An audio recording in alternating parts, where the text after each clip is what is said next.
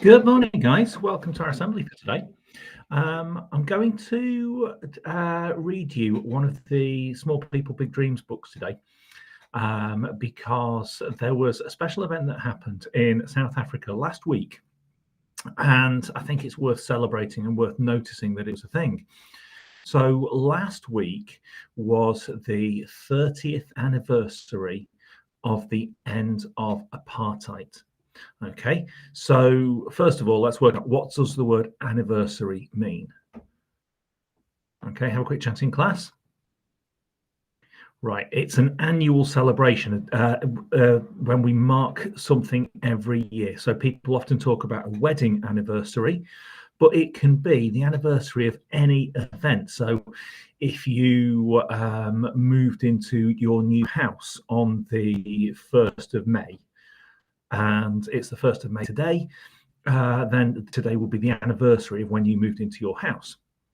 Now, apartheid is a little bit more complicated. Okay, so who's got an idea about that? Okay, share your ideas in class. Right, well done. Now, apartheid is a system that existed in South Africa, where black and white people didn't have the same rights, didn't have the rights that they do now and the rights that they should have. We know that everybody is welcome at Wincham. It doesn't matter what colour your skin is. Everybody is welcome here. But 30 years ago in South Africa, that wasn't the case. And I'm going to read you the story of a guy called Nelson Mandela. Okay, Nelson Mandela is quite a famous politician, activist, and leader. Let's open, here we go. So this is one of our Little People, Big Dreams. And Nelson Mandela, come on, let's open the computer. There we go. Okay, so there once lived a little boy in South Africa whose name sounded like a song, Ralilala. It meant troublemaker in, I'm guessing that's pronounced Xhosa, his language. He was a member of a clan who'd lived in that land long before the country even existed. So he'd lived in South Africa for a really, really long time. It's a very rural life. Okay. Small village, lots of farming going on. His great-grandfather was the clan's king, and his father was the clan's chief. And no one in his family had had a formal education before. So imagine he'd gone straight into the family business. They'd looked after animals, they'd been farmers, whatever, but never actually been to school. So sometimes you might think, oh, I wish I didn't come. But then you wouldn't be able to read, you wouldn't be able to write, you wouldn't be able to enjoy some of the things that you enjoy, and you wouldn't have the opportunities that you have.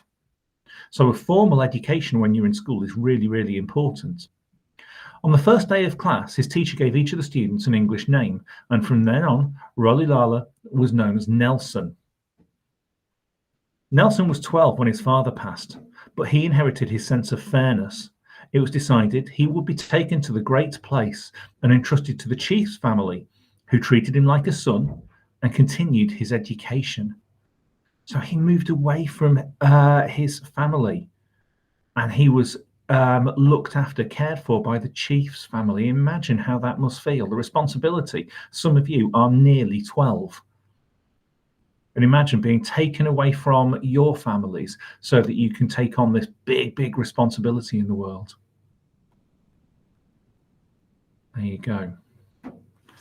So we've got a 2-page option here. Possibly not. Right. Now, listening to the tales told by the oldest visitors at the palace, Nelson discovered his love of African history. And these stories were told from person to person. They were passed down over the generations, because if you've got people who weren't going to go to school, writing would be really difficult. They wouldn't be able to create books.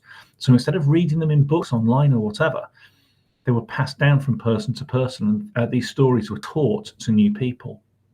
He also learned his country had been taken over by white men.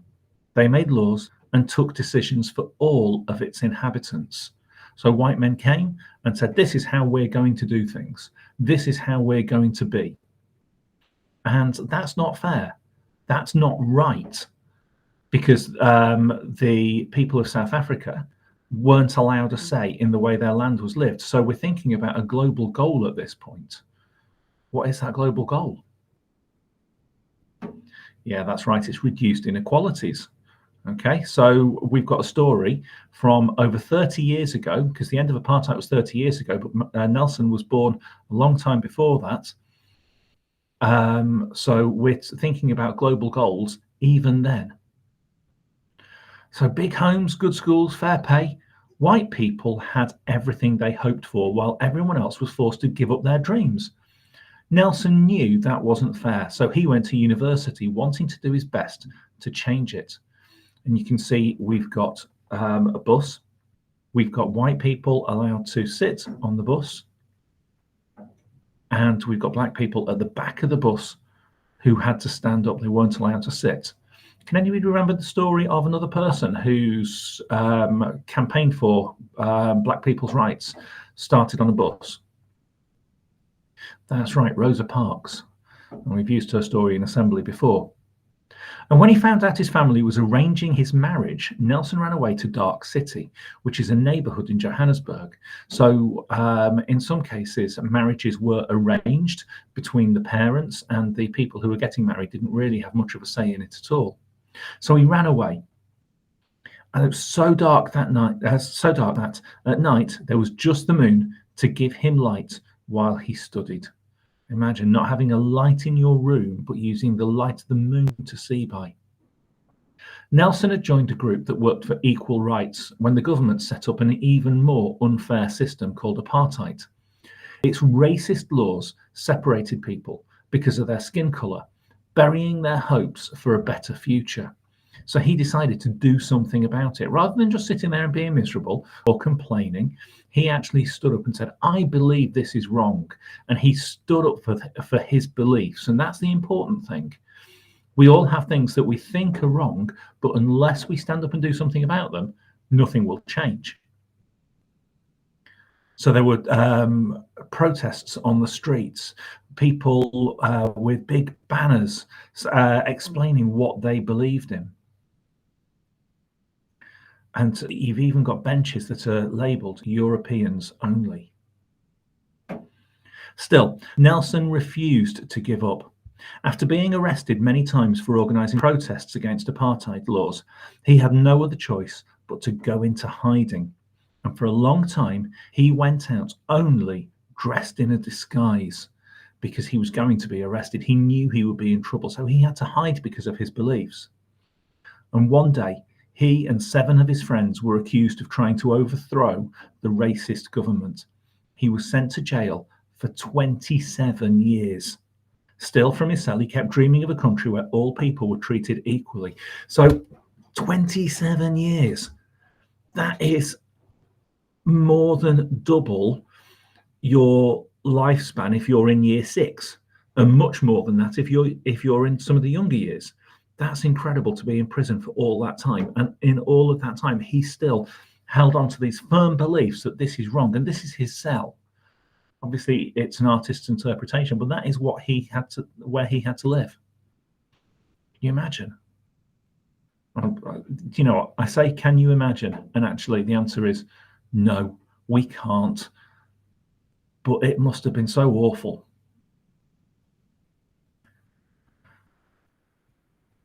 Now, during the years behind bars, he didn't just earn the respect of his guards. He became a symbol of the struggle for justice. All around the world, there were calls to free Nelson from jail and end apartheid. Nelson was a 72-year-old grandfather when the president of South Africa visited him and decided to release him. They both agreed to work as a team to change the laws and build a fairer country, and they won a Nobel Peace Prize for it, which is an award that is given once a year for somebody in the world who works to bring about peace. It's a really, really important award. Millions of people who'd never had the chance to vote before chose Nelson to be the first black president of South Africa. So he was the president, he led the country because of the work that he'd done. People believed in him. It was a huge step towards a rainbow nation where people of all races would live together peacefully and everyone would count. And by facing every struggle in his long walk to freedom with hope and determination, little Nelson learned that the greatest glory is rising every time we fall. Because a winner is just a dreamer who never gives up. So there's a bit of extra information here. We've got pictures of Nelson Mandela from 1937. He was born in 1918. He was arrested many times for protesting against apartheid and went into hiding. And in 1964, he was sentenced to life imprisonment. And then he became a symbol of the anti-apartheid movement. People across the world called for his freedom. And then he was released in 1990, and he worked with President de Klerk to build a fairer country. Now, the extra bit of information that I have about this is that Nelson Mandela had a bodyguard, somebody who looked after him as a kind of security guard. And I met him. I met his bodyguard. He came to, lots of head teachers got together and he gave a talk about what Nelson Mandela was like. And he talked about his sense of humor. He talked about what a funny person he was and how he liked to play joke. But he talked about all of the threats that Nelson Mandela went through and all of the violence. So the things that story doesn't show is that whilst he went, it's because he was actually in fear for his life, because whilst people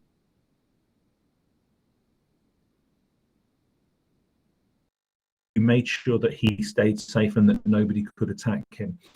And right it mentions a winner is about a dreamer who never gives up. And Nelson Mandela had so many times when he could have stopped, he could have given up and not done anything and just said, well, this is awful and we just have to live with it. But he didn't, because he believed in what he felt and what he knew to be right. He believed in that idea of reduced inequalities. So we've got somebody from a really long time ago who faced real difficulty, and because of the strength of his beliefs about fairness and that everybody is welcome, not that everybody's welcome at Wincham, but everybody's welcome in South Africa, or everybody's welcome in the world, and he stuck with it. So an incredible person. And apartheid ended 30 years ago this last week. So it's incredible to think that he still has that enduring legacy. Have a lovely day. See you later.